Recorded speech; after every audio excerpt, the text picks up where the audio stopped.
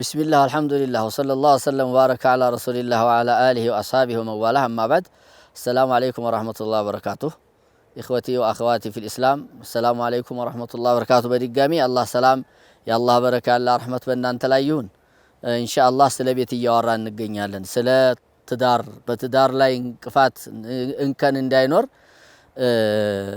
بچالنا أهل إن شاء الله وندماوي عباتاوي مكراتشن يسطن نقنيالننا እንግዲህ ይሄንን መልእክት የምትሰሙ ወንድሞች አባቶች ያለውን ችግር እንደ ችግር አይታችሁት አይጠቅመንም ብላችሁ አስተካክላችሁ ቤታችሁ የሰመረ ያማረ እንዲሆንላችሁ ጥረት አድርጉ ኢንሻአላህ ይሰማኛል ታለ ተሻንድኛው ሰው መንገሩ ይወጅባል ዒልም ላዋሰዋሉ ሸምስ ላይ የሚባላሉ የነ ሸሃቁት አብዱል መጂድ አባት የሆነ አጀማ በጅተው ማለት ነውና ስለዚህ እኛም ሚሰማን ብዙ ነው ብለን ስለምናስብ ተቀበሉታላችሁ ብለን ተስፋ ስለምናረግ ሁሉም ለዲኑ የሚጓጓ ጀነት የሚፈልግ ቤቱ እና ህይወቱ እንዲስተካከለት የሚፈልግ ስለሆነ ከዛ አንፃር ነው እንግዲህ ኢንሻአላህ ለምን ተታወራላችሁ እንዲያትሉን ስተት የምናወራው ለማስተካከል እንጂ ነውር ለማውራት ፈልገን አይደለም እኛም ወንዶች ነን ተኔ ጀምሮ መስተካከል ግዴታ ይሆንብኛልና ሁላችንም እኒህን የምናያቸውን ጥፋቶች የምናወራቸውን ጥፋቶች እናስተካክላቸው ዛሬ የምናየው ወንድ ማስተካከል አለበት የምንለው ቅለቱ ሽክሪ ወተስጂዕ ለዘውጃ ባለቤቱን አለማመስገን ብዙ እየለፋች ብዙ እየጣረች እንቅልፏን እያጣች አለማመስገን ምንም እንዳልሰራች አድርጎ መመልከት በመሰራው ስራ ላይ ማጃገን ማጓበዝ ማሻአላህ በጣም እኮ አንቺ ባትኖሪ ቤቱ አይቆምም ነበር ቤቱ አይኖርም ነበር እኒ ልጆች እኮ ያደጉ ያሉት ባንቺ ልፋት ነው ባንቺ ጥረት ነው ማለት ሲገባ ምንም እንዳልተፈጠረ ምን አርገሽ ምን አይችልሽ ማለት የለበትም ለሷ ባሏ የሚያደርግላትን ማመስገን እንዳለባት ሁሉ ታላመሰገነሽ ደግሞ ኩፍራኑል ዓሽር እንደተባለ ሁሉ እሱም ቢሆን የሴትን ባህሪ መያዝ የለበትም ማስተካከል አለበት ባለቤቱን ማመስገን አለበት የምታረገውን ሁሉ የምትለፋውን ሁሉ የምትጥረውን ሁሉ ባሊው መስጠት አለብን ማሻአላህ ማለት አለብን አላህ ሚንዳሽን ይክፈልሽ ብለን ለሚስቶቻችን ዱዓ ማድረግ አለብን እንጂ አለማመስገን አይፈቀድም ትልቅ ስተት ነው የሷንም ሞራል የሚነካ ነው فماذا يديرك اذا اثنيت على زوجك ሚስትህን ብታመሰግናት ምን ይጎዳል ይጠቅምሃል እንጂ خير የሰራለትን ሰው እኮ ነብዩ አለይሂ ሰላቱ ሰላም اذا صنع اليكم معروفا اذا صنع መልካም ስራ የሰራላችሁ ጊዜ አንድ አካል فكافئه ውለታውን መልሱ አሉና فإن لم تجدوا ما تكافئون به فادعوا له حتى تروا انكم قد كافأتموه የምትመልሱበት ብታጡ እንደ ውለታው የማይመለስ ሊሆን ይችላል ወይ የሚመለስ ቢሆን እንኳን ለጊዜው በዛ ልክ መመለስ የማትችለው ሊሆን ይችላል ዱዓ አድርጉለት ለዛው ውለታ ለዋለላችሁ አካል መቼ ድረስ አለው ውለታውን ይመልሳል እስተምትሉ ድረስ ነው ነብዩ ሰለላሁ ዐለይሂ ወሰለም እንደው ስለዚህ ባለቤትህን እንኳን የኔ ሆንሽ ባላት ማሻአላህ ባላት አንቺን ስለሰጠኝ ድለኛ ነኝ ባላት እንዲሁም አላህ ሚንዳሽን ይክፈለው የጀነት ያድርግሽ ይያልክ ዱዓ አድርግላት አመስግናት እንጂ ባለቤትህን ምንም እንደማታረግልህ ምንም እንደማትጠቅምህ እርግፍ አርገህ ልትተዋት አይገባም ከቶም ከዚህ አልፎ ተርፎ ወቀሳና ከሰሳ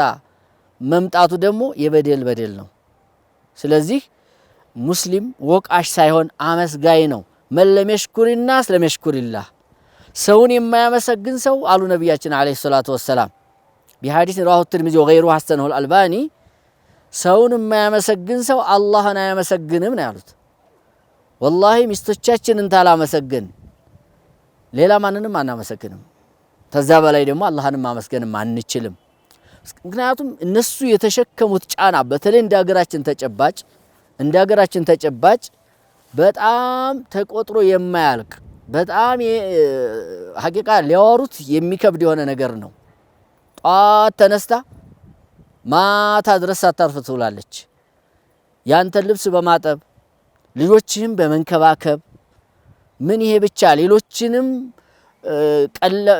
ምግብ በማዘጋጀት ሊሆን ይችላል ሩብ በማሰራተኛ ላንይዝላት እንችላለን ይዘንላትም ቢሆን ያቺ ሰራተኛ በአግባብ አድርጋ እንድታበስል ትቆጣጠራለች።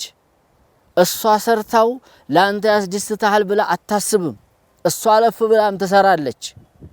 ሱብሃንአላህ። ምን ይሄ ብቻ ማታ ራሱ እኮ ተኝታ እንዳንተ እንቅልፏን ጭልጥ ብላ ተኝታ አታድርም እኮ።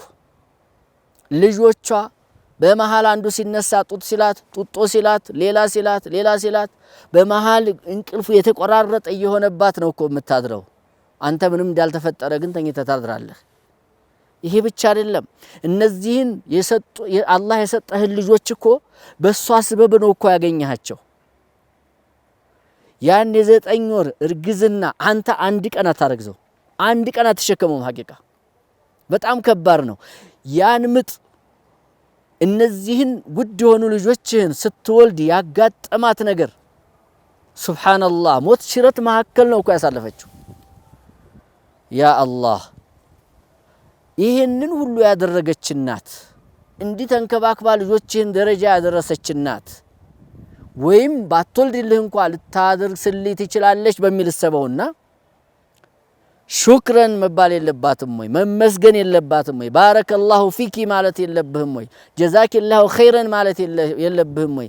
አላህ የጀነት ያርግሽ ማለት የለብህም ወይ? ከዚህም አልፎ ተርፎ አላህ ከሰጠ ሀብትና ንብረት ሰው የሆነ ስራ ሰራልኝ ብሎ የሆነ ነገር ተወጣልኝ ብሎ አንድ የሥራ ኃላፊ ሽልማት ይሰጣል አይደል እንዴ? ለዛ ታታሪ ለሆነው ለሰራለት ሰራተኛው ሽልማት ይሰጣል ከደሞዙም በላይ ማለት ነው። ቀለቧን ማሟላት ብቻ ሳይሆን ለሷ የሚያስደስታት አድርግላት፣ ሐቂቃ አድርግላት። አላህ ሁላችንንም ይሄን የምናረግ ያርገን፣ አውርተን እማንቀር አላህ አድርገን። ሊመተቁሉነ ማላ ተፍዓሉን እንዲያሆንብን እኛም እንፈራለን።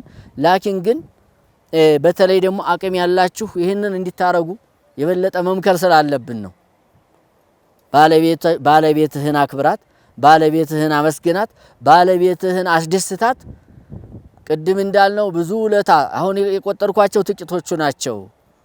እኔም አቃለሁ ሚስቴን የምታረግልኝን ሁሉ የምትወጣውን ሁሉ የሚሸፍንልኝ ሁሉ ከበር የምታረገውን አቃለሁ። አንተም ታቃለህ፣ ሁላችንም እናቃለን።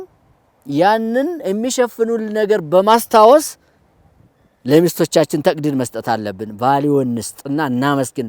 ማሻአላህ እንበል፣ አላህ የጀነት ያርግሽ እንበል። ከዛም ደግሞ የሚያስደስታትን ነገር በማድረግ እናመስግናት። ዛሬ ካለህ ገንዘብ ማትጨናነቅ ተሆነ እስኪ ወደ ሆነ ካፌ ዘንድ ወሰድ አድርገህ አስደስታት። ወደ ሆነ መዝናኛ ቦታ እስኪ ደስ ይበልሽ። ልጆችሽ ጋር ስትጨናነቂ ስትለፊ እየዋልሽ ባለቤቴ ሐቢበቲ ዛሬ እስኪ ዘና ላርግሽ ብለህ አብረሃት ሂድ።